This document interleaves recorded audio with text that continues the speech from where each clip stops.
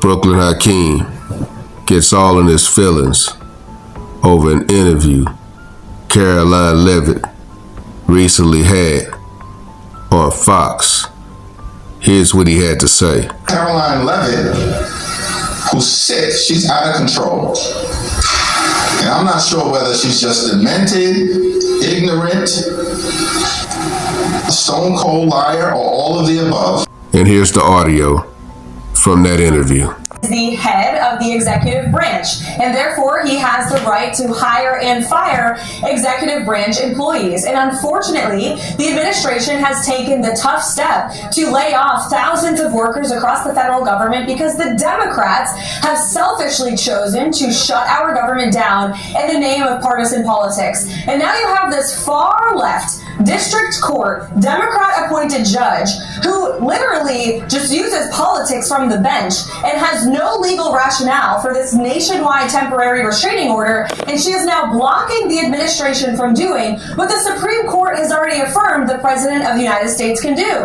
In fact, this very same judge out of liberal San Francisco in May illegally ruled that the administration and the President does not have the right to fire executive branch employees, and the Supreme Court smacked this judge down in July. She is wrong. She is doing this for political reasons, and the Democrats know that they can judge shop, they can court shop, they can go to this woman because she is a far left hack and she uses politics from the bench.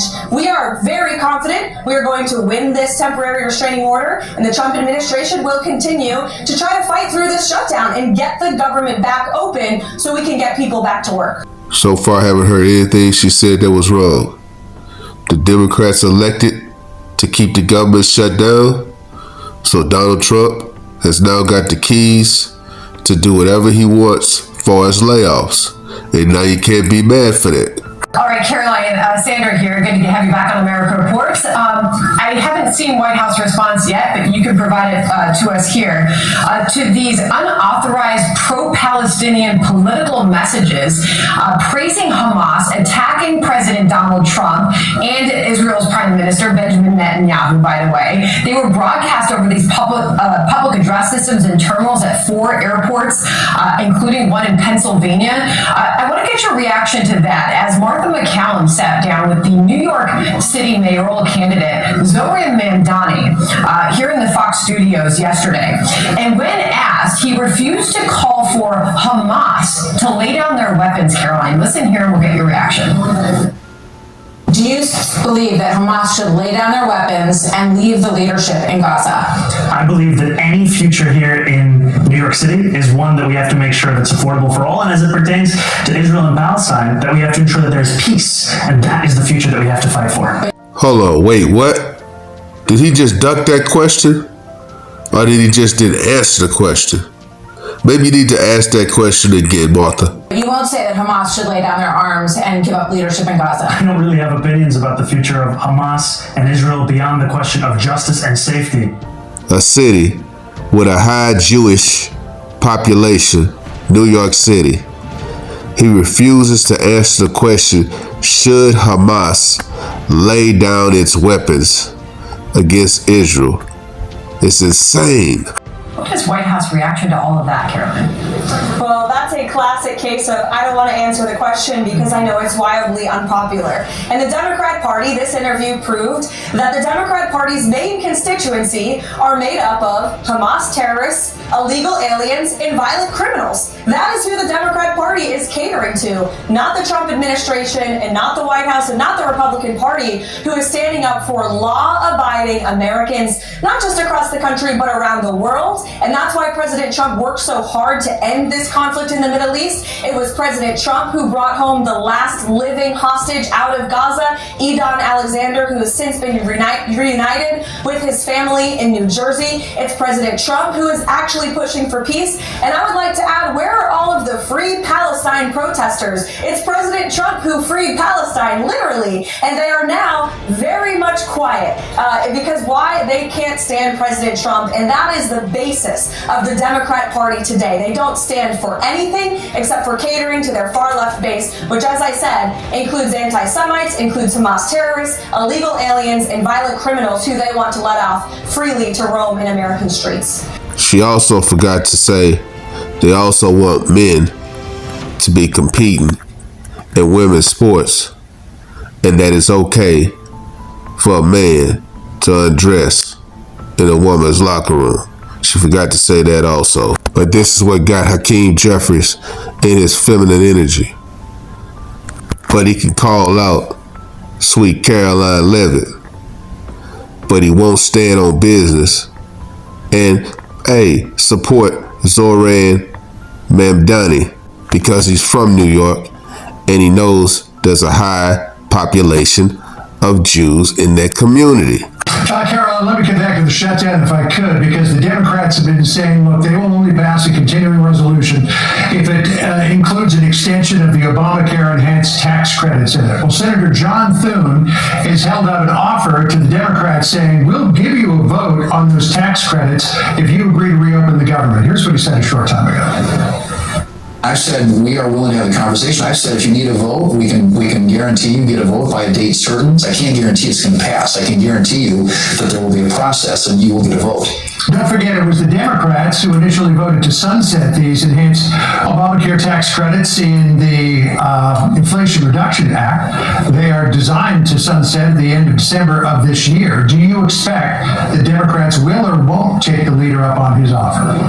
Well, we certainly hope so, because the president and the White House's position on this Democrat shutdown has not changed. All they need to do is vote to reopen the government. That is all we are asking for. That's all Republicans want.